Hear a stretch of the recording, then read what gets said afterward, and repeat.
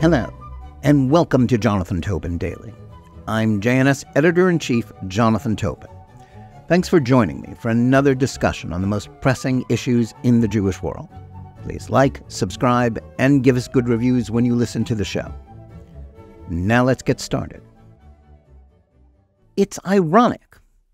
Vice President Kamala Harris's efforts to ingratiate herself with her party's Israel-hating left wing are being drowned out on social media by criticisms that she is too pro-Israel.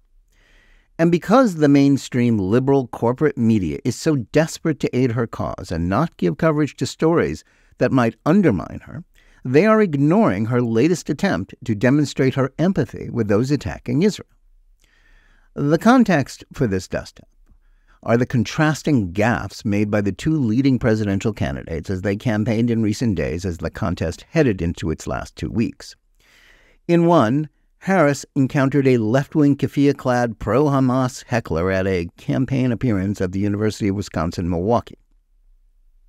The protester interrupted her by loudly ranting about Israel committing genocide and killing 19,000 children, a false statistic promoted by Hamas.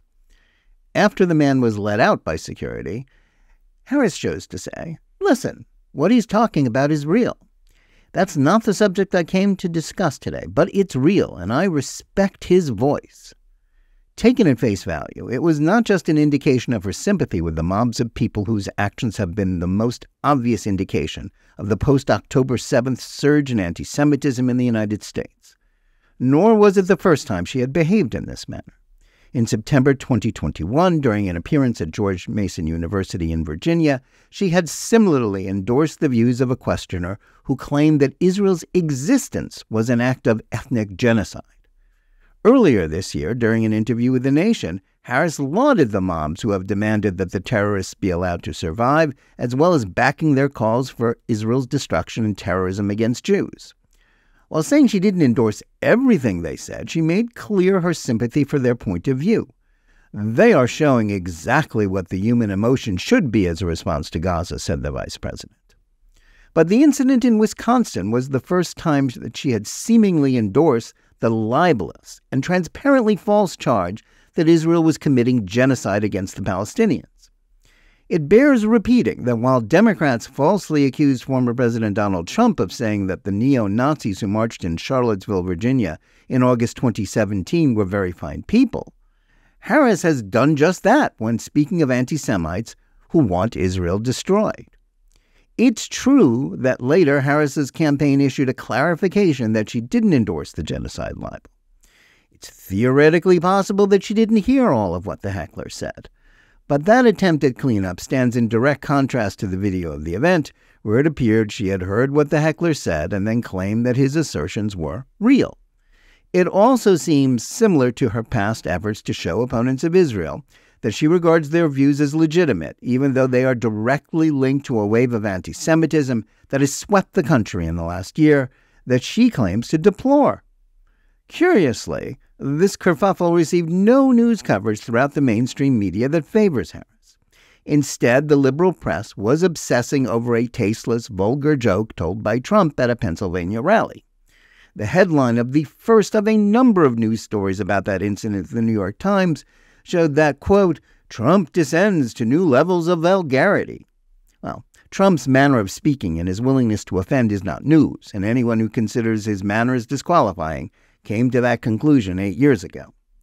Yet the interesting thing about these two incidents is that neither the Times nor any of the other liberal mainstream outlets had any interest in reporting Harris's comments about Gaza.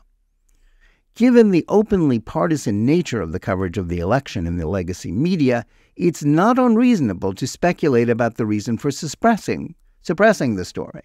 It was likely motivated by the knowledge that there are far more votes to be lost for the Democrats among pro-Israel centrists than to be gained on the anti-Israel left.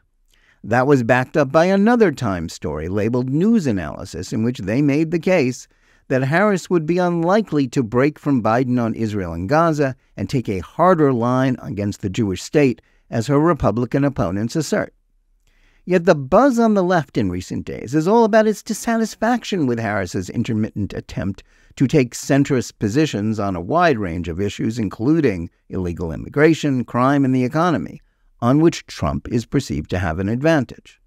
Curiously, the anti-Israel left seems unpersuaded by Harris's expressions of sympathy for their position, as social media has been flooded with posts excoriating her for being unwilling to falsely claim that Israel's committing genocide. Whether that means that they, and Arab and Muslim American voters in Michigan, won't vote for her is a question that won't be answered until November. But their anger at her desire to have it both ways on the issue seems to demonstrate not merely how their ideological rigidity seems influenced by deeply entrenched attitudes of Jew hatred.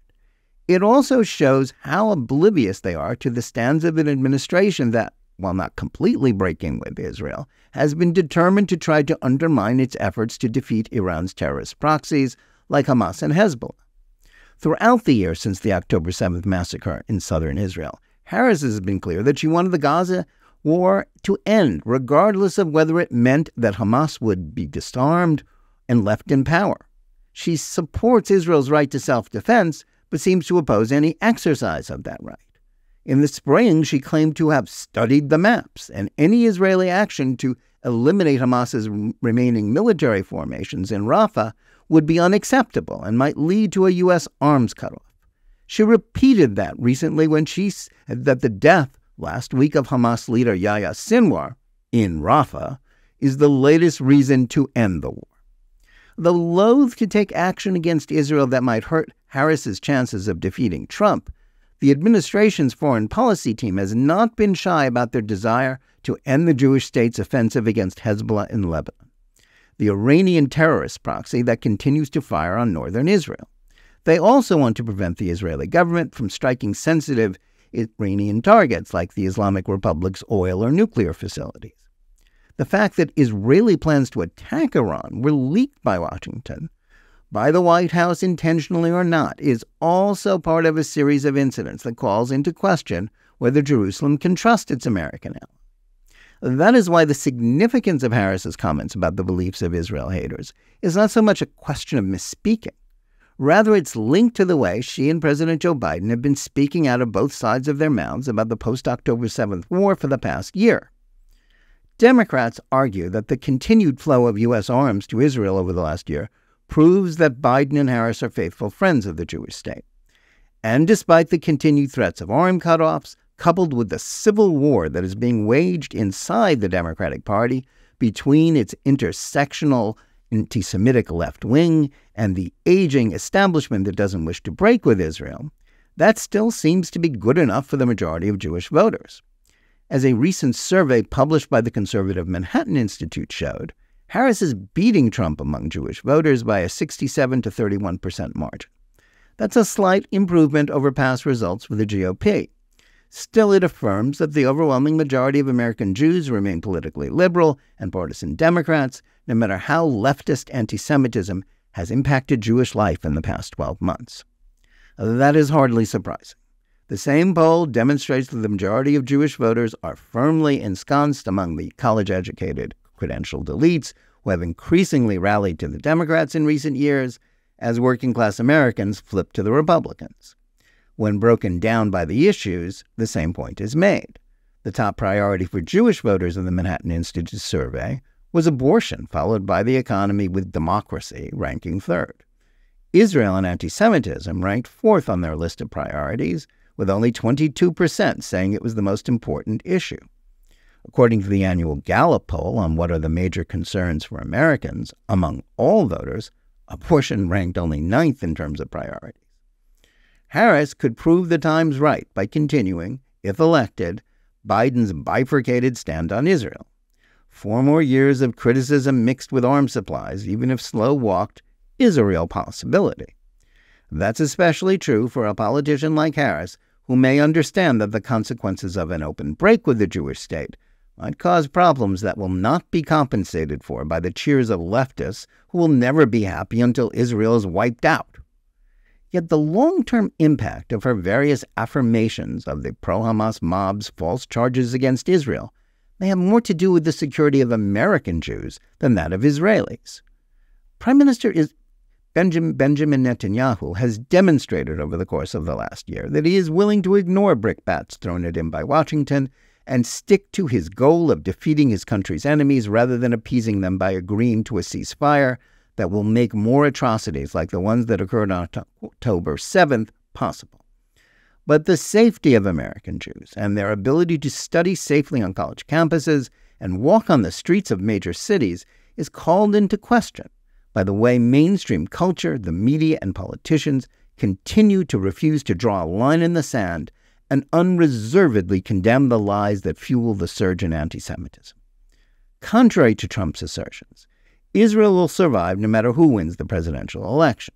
And should he win, there are important questions that have yet to be answered about the influence of anti-Israel and anti-Jewish figures like Tucker Carlson, who may have Trump's ear, and whether the same sort of pro-Israel stalwarts that staffed his first administration will be put in positions of power in a second one. Regardless of the outcome of the vote, the growing respectability afforded anti-Zionists who support those who intend to commit genocide against Jews, while spreading lies about Israel committing genocide against Palestinian Arabs in mainstream media, culture, and politics, is something that cannot be ignored. The Harris comments about genocide deserved more coverage, not because it might hurt her campaign. Rather, it is because this was exactly the sort of incident that is making anti-Semitism respectable in 21st century America. Thanks for listening. Please remember to tune in every day for Jonathan Tobin Daily Edition and every week for Think Twice, my full-length JNS TV program. Whether you're listening to us on Apple, Spotify, YouTube Music, or any of the other podcast platforms, or on the JNS YouTube channel, please like and or subscribe to JNS. Click on the bell for notifications and give us good reviews. Please write to us at editor@jns.org and let us know where you listen or watch the show and what you think about it. And remember, keep reading and thinking for yourself.